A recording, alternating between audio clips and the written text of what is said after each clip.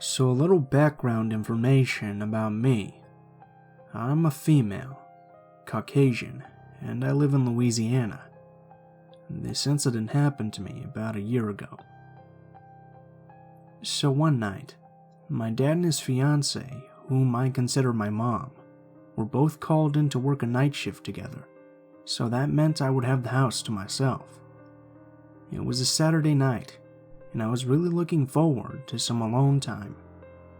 I was glad my parents were going to be gone, but this night, I wish my parents had been home. I have 3 cats and 2 dogs. My dogs are very observant and protective of the household. One is a border collie mix, and the other is a pit bull.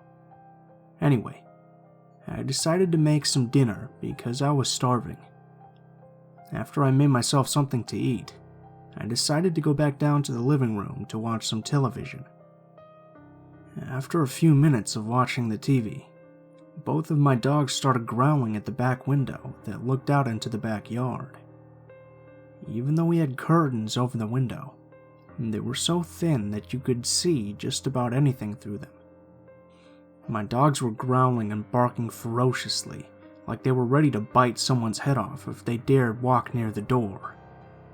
I got up from the couch and peeked out just a tiny bit from the window to see what the dogs could possibly be growling at. That's when I saw a tall figure move from the trees towards the gate in my backyard. The shadow looked like that of a man, very tall, possibly around 6 feet. I immediately backed up away from the window, and I instantly felt horrified. Who the flying fuck would be out in my backyard? That's when I heard my backyard gate slowly open and close. I then heard someone running around the house to where the front door was. By this point, my dogs were being more psychotic than ever. I quickly ran up to the front door to make sure it was double locked, but then someone started ringing the doorbell over and over. My heart started to race 100 miles per hour at this point. I stood against the door, holding my ear up to it to see if I could hear anything.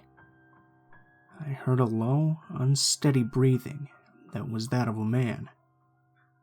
And then I heard the person call through the door in a very deep tone. "Come, open the door, sweetie. I know you're in there. Don't hide."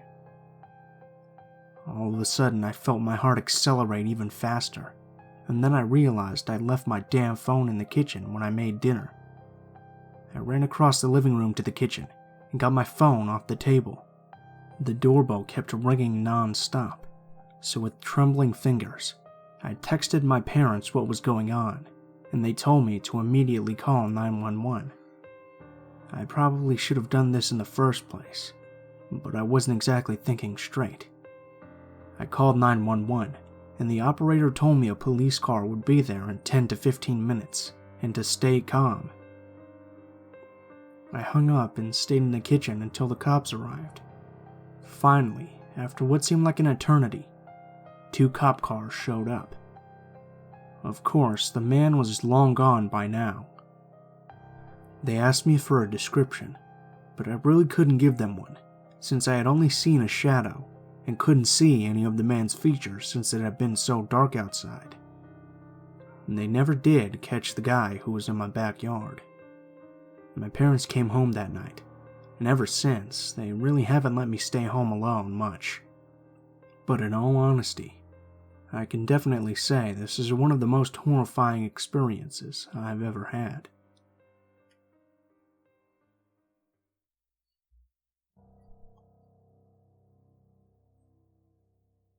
I'm going to give you some background information before I start this story.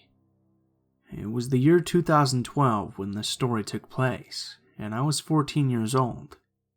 It was the summer before my freshman year of high school. I'm 18 now and just graduated. I was 5'1", still am, and about 95 pounds. I couldn't really defend myself well, as you might imagine. Now on with the story.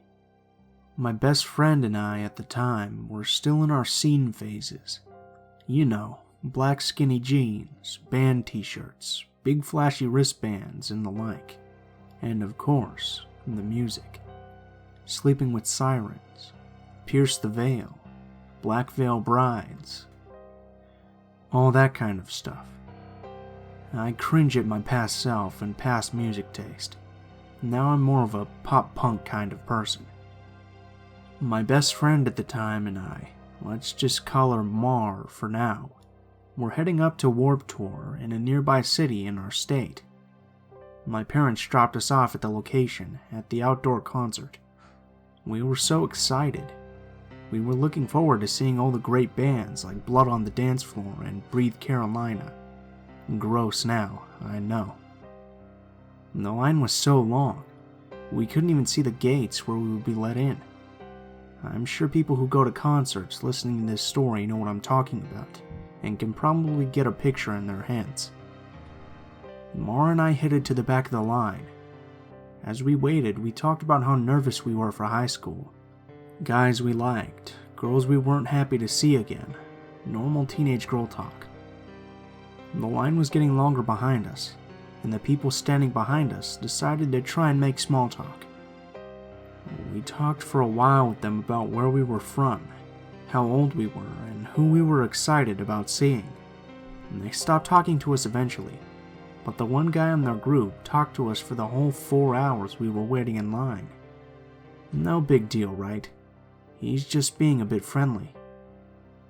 His name was Brian, and he was 18. He was telling us about how he had graduated a few months ago, and talked about how he went to school in Portland. Then, he started asking us if we were into drugs, which I thought was a little weird. He started telling us about the time he ate some shrooms and he started hallucinating. He thought his couch was eating him. Like I stated before, he talked to us the entire time without stopping to talk to his friends behind him. Not even once. Finally, the gates opened and we were getting closer and closer to the gate. We let security check our bags and search us before we went in.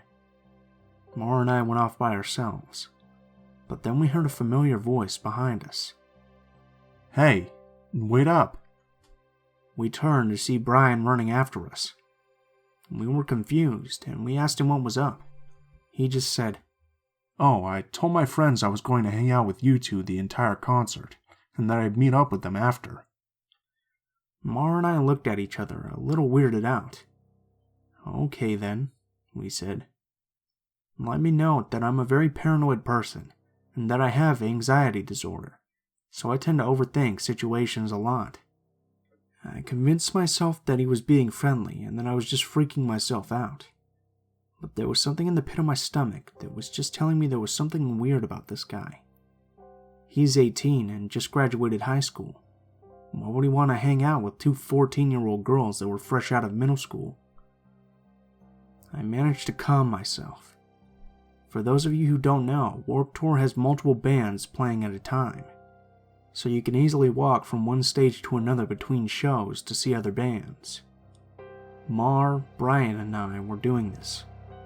We expected him to stop following us, because Mar and I started to walk away whenever he wasn't paying attention, on purpose, to see if we could lose him. It didn't work. He was getting creepier and creepier as time passed. He kept calling us cuties and kept poking our sides. It was starting to really weird me out, but then I realized my favorite band was playing at another stage.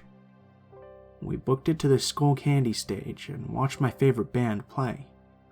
As we were standing in this crowd, as you fellow concertgoers know, things can get a little tight and very personal. It was shoulder to shoulder, but most people try and make as much space as they can, so no one is stepping on each other's feet. Mara and I were standing next to each other, and Brian was standing behind us in the crowd. We started to jump as the band started playing. Brian was standing uncomfortably close behind us. Like I said, most people try to make as much space as they can, but he wasn't. Our asses were literally rubbing on his crotch area, and we tried to move forward a little bit so it would stop, but he just kept moving closer. I didn't see this part, but Mar said he grabbed her around the waist in the crowd. After the band was done performing, Mar grabbed my hand and we booked it out of there. We finally lost him at this point. Mar and I were walking around and looking at things, such as merch to buy, but someone tapped our shoulders. Guess who? Yup, you guessed it. Brian. We flashed fake smiles and said hey, and he replied with, "Hey, I thought I lost you guys." Mar replied with, "Yeah, sorry, we couldn't find you after the set." We were stuck with him for a few minutes, and he continued being weird, like calling us cuties, beautiful, tickling us, and things like that. Mar and I looked at each other with a mutual understanding of what we had to do. Mar said, "Hey, another band we like is playing," without giving him a chance to reply. She grabbed my hand and we ran. We zigzagged through the crowds and flat out ran as fast as we could, until we were out of breath and until our lungs were burning. We looked back and there was no sign of him. We high-fived while panting like dogs. We finally lost him for good, but throughout our entire day we were terrified of running into him again, and it felt like we were being watched, like he was lurking in the crowds. So creepy guy who followed me at Warped Tour, let's never meet again.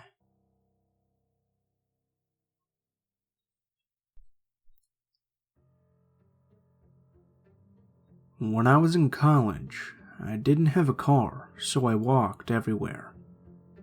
I had a friend that lived near an underdeveloped neighborhood near the largest public university in Ohio. It's now since changed, of course, with time. Anyways, I never had a problem when I walked to her house, until one day, when on a whim I decided to go visit her. As I headed out, I called her and asked if she would be home. She said that she would be getting off shortly if I just wanted to meet her at her apartment. I was okay with that since I skipped class and was bored from sitting in the house all day. Let me tell you how our apartments were set up, as it will make more sense later in the story. Basically, they were two separate buildings with about 8 apartments that contained 2 individual apartments that had an upstairs and downstairs unit. The buildings had a huge parking lot that the two shared. Each apartment had a shared front entry that locked, then its own individual door once you passed the main entry. Anyway, I started off towards her house, business as usual. I love talking on the phone while I walk, as it makes the time and distance go faster.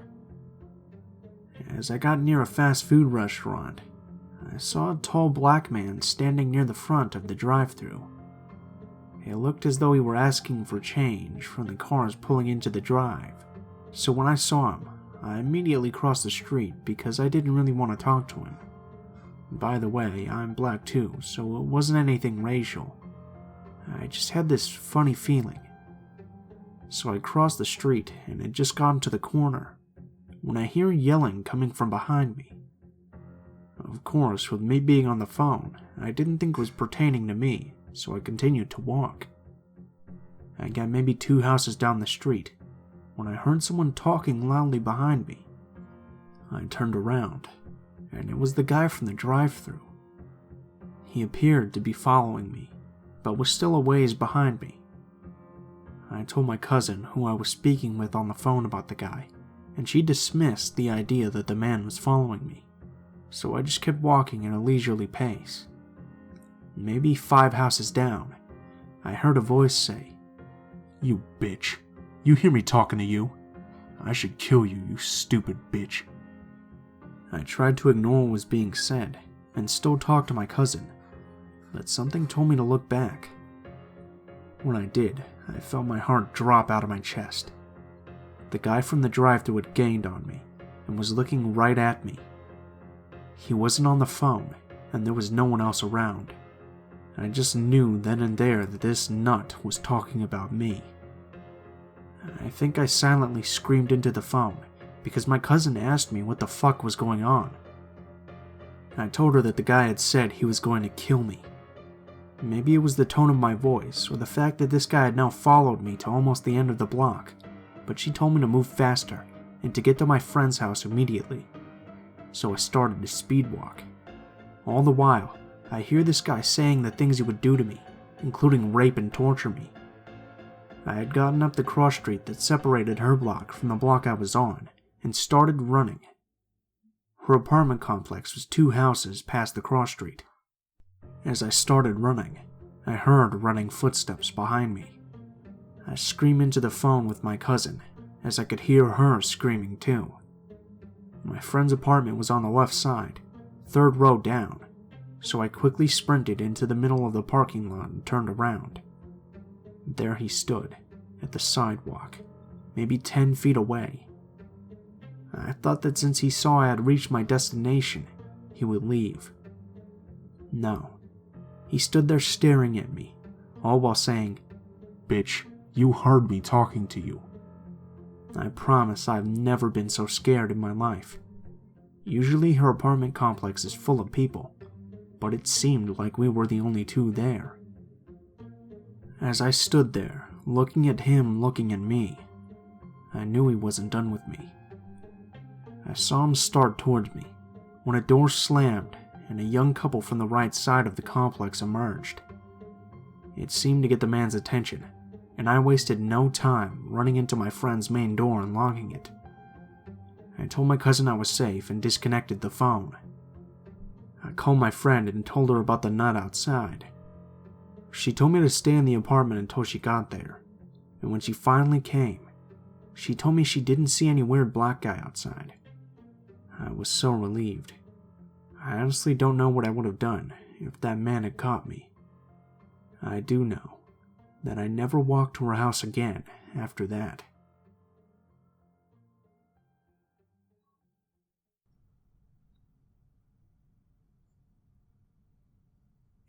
What is up, guys? Blue Spooky here, as always. I just wanted to thank you guys so much for watching, especially if you made it to the end here. We just passed 20,000 subscribers today, which is a huge milestone for me. I mean, when I first started this, I never thought I'd get that far, and now I had 10,000 like a week ago, and it's already pretty much doubled, so thank you guys so much for that. To all you new subscribers, welcome. I'm very glad to have you here, and I hope you enjoy your stay. If you guys liked the video, please feel free to leave a comment, and possibly like and share if you feel so inclined. If you have a story you'd like me to read, or a personal story you'd like to send in, links to my social media will be in the description below. And this includes my Facebook, Gmail, and Twitter accounts. Feel free to send me a message on any of those, and I'll try to include your story in a video as soon as possible. If you do decide to send in a story, please make sure to include in the tagline how you'd like to be credited if the story is used in a video, and also what the theme of the story is, if it has any. If you guys are curious about the music in the video, in all of my videos, the music will be listed in the description, in the order in which it appears, by name, and I'll have a link to the artist as well. So if you guys are curious about the music, just look down there in the description. If you have any constructive criticism, please feel free to leave it in the comments below, as I'm always looking for new ways to improve the channel. Thank you guys so much for watching, and I hope you guys have a great day.